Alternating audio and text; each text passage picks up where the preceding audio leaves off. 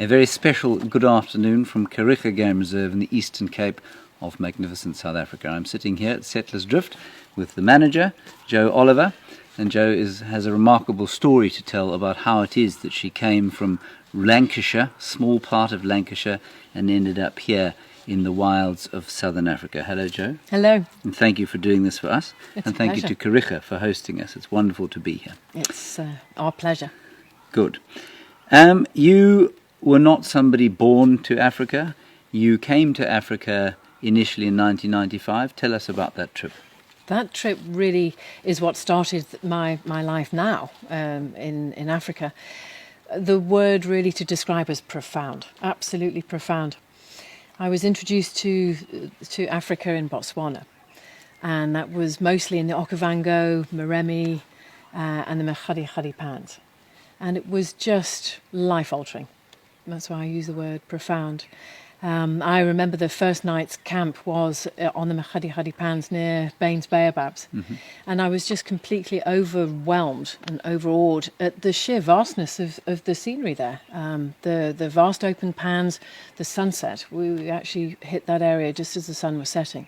The colours, the smell, the spirit of the place was just something I was not expecting. So this is your first night in Africa, so just so that everybody understands this, you've never been out of Europe before. That's right. This is not in a lodge like we're surrounded by here. This is camping. Camping on the roof of a Land Rover. Literally just the bedrolls on the roof, no mosquito netting up in different areas we did, but just literally sleeping under the stars. Can you describe the feeling when you woke up the next morning? Did you have that feeling of, I don't know where I am? What did it feel like to you? It felt so strange. I'll just go back slightly. The evening before, so whilst I was watching the sunset, I was actually sitting up on the roof of the Land Rover and just watching this whole show of the colours and the lights and so on. And it was, if you've been away from home and then you go home, you get that recognition, I've come home. And I was just completely shocked that I was sitting on the roof of this Land Rover in a totally foreign land, and I gave this big sigh of relief. I'm home. I've come home. And that's how I felt about the bush, in just a matter of hours of being in there. So then waking up on my first sunrise was as if I'm in the right place. I'm where I need to be. It was incredible. Okay. So let's take you back then. You went back home, and what were you doing at the time? So at the time I was living in London, and I was working in the business world. I was working for a company, an American company called McKinsey & Company, which are a firm of management consultants. Yeah. And we call them something else here, but yeah. Carry on. Yeah. And so obviously a very different world from what I had just stepped into. So after that first trip, I returned to my usual life, sitting at a desk in London. And it felt quite different after that first trip. England really didn't feel home in the same way once I had that amazing connection to Africa and the bush. I did a second trip after that to the Kalahari. Yeah. That was about sort of 9 or so months later. And that was also interesting, to have been away from the bush for a wee while and then step back in. And the smells of the Kalahari, it's the wild sage, it's that lovely, or wild herbs or the grasses. There's a certain smell that as soon as you step out and you think, I'm back home again. Here we go. Now I'm home. Yeah. It just draws you in. There was a spirit to the place, a spirit to being in the bush. And I've realised that I'd never really felt at home anywhere else until I came to Africa. You've used the word spirit now 4 times. Can you describe it's obviously a very important word for you. Can you describe what you mean by that? Are you able to? It's tricky to put into words. I'll try. I don't know what it is that I tap into, and I'm certainly not alone. Many people who aren't born here visit Africa, fall in love with it, and it becomes part of their soul. And that is certainly what's happened to me. I don't know whether it's because mankind... I think it is. I think we're tapping into the spirits of our former ancestors. It's difficult to describe. It's like it's inside. It's a knowing and a surety that you're in your right place. that this is this is home. You're in your right environment. Yeah. Okay. I can't describe it any more than that. I think it's just Right. a peaceful feeling inside. Then you go back after your second trip. You do a third trip, I think, if I'm not That's mistaken. right. And then your life takes a change for the worse in a number of ways, emotionally and physically. Can you talk us through that? I can indeed. So after the second trip, so the Kalahari trip, sadly the relationship with the gentleman, and for me that was quite devastating. So I was nursing a very broken. And during that time, there was an opportunity for me to relocate with McKinsey to the Middle East. They wanted to create a new presence in Dubai, Abu Dhabi, and so on.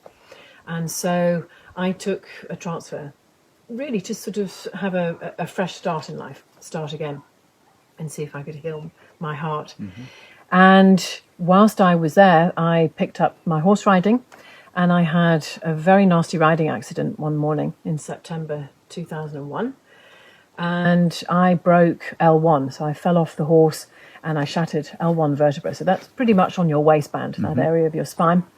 And on the scans from the hospital, it was 2 millimeters away from being in a wheelchair, paralysed waist down. So that was a close call. And my rehabilitation after that was a lot of physiotherapy to strengthen my spine again, to be able to walk again and so on. And during that time, I saw a more relaxed and more peaceful side of me, away from the strain of the business world. And combined with my passion for Africa, I realised that actually sitting behind a desk is not really going to be what I wanted to do after that.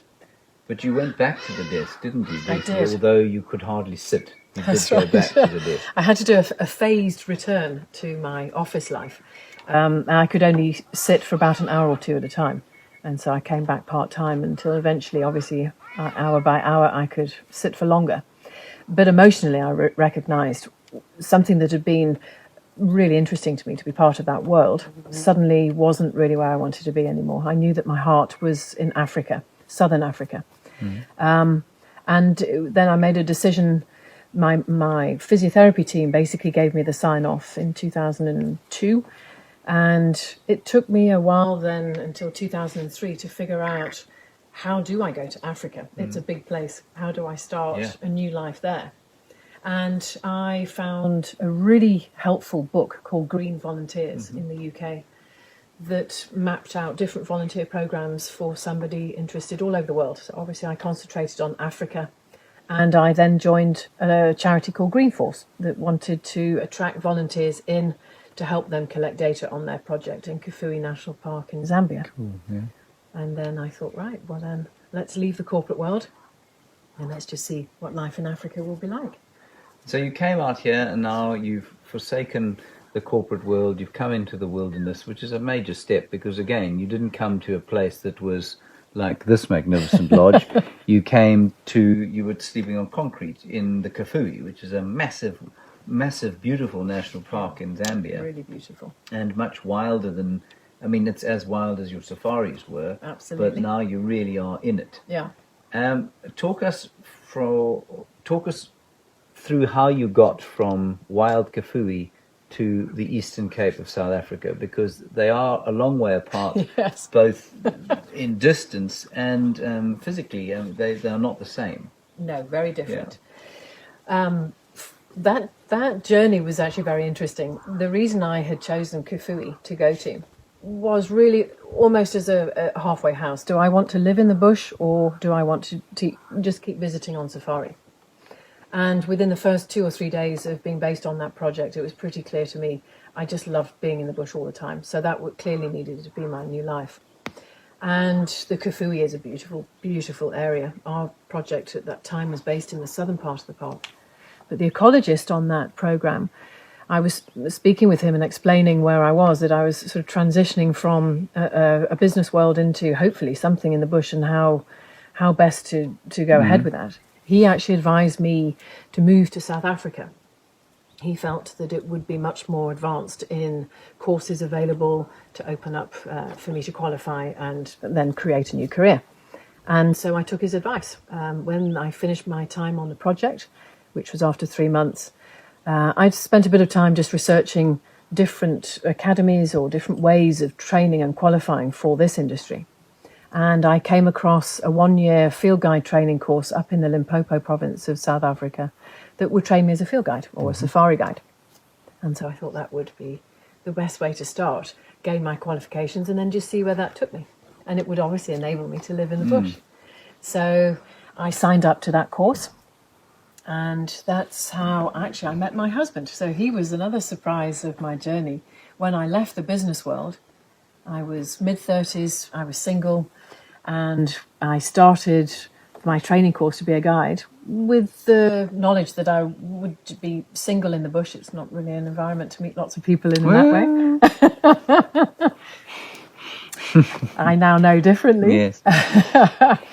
And so I started at Bush Academy in the Limpopo province, and Phil, a fellow Englishman, was on the same course with me, and we hit it off after about the first month and got together.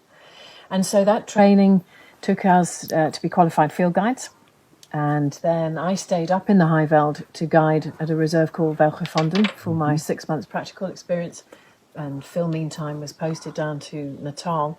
So that was a bit tricky with opposite ends of the country. How old are you at this stage? So at this stage, once we qualified, I was 36. So, I mean, that's as you said earlier when we were chatting, you said it's a tricky time of life. It is a tricky time of life. If you are trying to make a career change, and obviously you and Phil were similar ages, you've decided to make these career changes. How are you feeling at this stage? Are you feeling nervous? Are you feeling like, oh my God, I've made a terrible mistake. Should I go back? Are you having second thoughts? Or are you just driving ahead thinking, yes, I'm in this and this is the right thing for me to have done? The latter. Okay. I had no doubt in my mind the decision to come and live in the bush was the right one. It was just such an overpowering draw, or an instinct, actually, probably is a better word, that this is where I needed to be. And we've had some tough times. I mean, we had a nail-biting time after we qualified, that it was really difficult to find a reserve for the two of us to guide. A few reserves were happy for Phil to be the guide, but for me to be in the lodge, actually more as a role as I am now. Yeah. But because I'd chosen to come to live in the bush and had trained as a guide, I felt that it would ruin Phil and my relationship. We weren't married at that time. That if I could see him guiding and I wasn't, that actually I'd start resenting his experiences out in the bush with the animals and his knowledge increasing and so on. While you were frying eggs and making beer. Exactly. And I thought at that time that wasn't right. So I was actually, or both of us, made the decision that we'd hold out for a reserve that would take me as a guide as well. Yeah. And that gave us some nail-biting moments because we just weren't finding that. And it was really down to the 11th hour. We were counting pennies in our bank accounts to say, right, well, we've got 4 or 5 days left in South Africa before we could afford the petrol to go, say, Zambia or try somewhere else. And we had a fantastic tip from our old principal of our training academy, Skulk. He had moved to the Eastern Cape to create a new academy down here and knew that Kariega Game Reserve, where we are now, were looking for 2 guides. And so he put us in touch with the then general manager, Jennifer. And she said, pack up your car. So we were just outside Tavazimbi at that stage, drive all the way down, spend the weekend with us, and if we all like each other, you can stay. And so that's how we found Kariega, where we are now. So we drove down, we enjoyed the weekend, and we were asked to stay, and we did. And you started guiding originally, and you guided here for 6 years. 6 years, that's right. You and Phil, yes, out of what is now the eastern side of Kariega. This wasn't Game Reserve where we're sitting now. That's right. At the time, this was still agricultural land. That's right. Talk us a little bit through the growth of this quite remarkable reserve. It's 31 years old, correct? That's right. And at the time you started, it was 3,000 hectares on the Kariega River. So we came here in 2005. Yeah. And in those days, the reserve, the size of the reserve there was around about 6,000 hectares, but 2 lodges. Now we are 10,000 hectares with 5 lodges. So we've seen the reserve really grow in its size and the lodges available. And we guided out of a Causey Lodge, which was the smaller one of the 2 at that time. And we guided for 6 years and loved it, absolutely loved the experience with the game. Kariega is a beautiful reserve. You've been here now a few days driving and showing it to your viewers, It's beautiful. The two river systems coming through and the hills and the flat open plains. It makes for some stunning scenery, great birding life, and the quality of the game viewing here is what has always impressed Phil and myself. With our guiding heads on, one of our favourite aspects of the bush has always been the study of animal behaviour. And because the game here, they're not disturbed by the vehicles, they're just so used to them, and the vehicles are of no more consequence than a tree or a bush. And that gives you great opportunities to sit and watch what the game is doing. You know, what are the habits around an elephant herd or a pride of lion? And so from that aspect, we've really enjoyed all the viewing that we've come across. We've had some interesting, nail-biting experiences at the same time. Tell us one. That's always my worst question is, what's the most dangerous thing you've ever had, or what's your favourite sighting? Because there are obviously so many. There are so many. So just tell us one that sticks in your mind, that immediately pops to your mind. But one of your favourite sightings, not necessarily a dicey situation. Favourite sightings, I think, have to come down to elephants. They really do. They are my favourite animal. And we're blessed at Kariega. We have 2 herds of elephants here, and they are so relaxed. We're very lucky. And you can just sort of park off for half an hour, half a day, and you can really transpose a human family and the relationships onto that elephant family.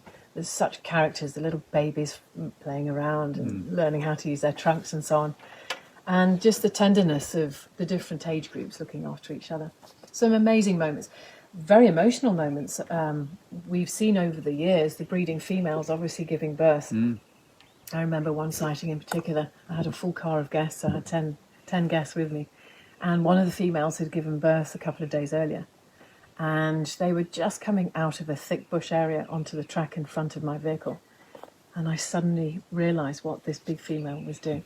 And she just put her front foot forward and she put her trunk back. And I thought, what's she reaching for?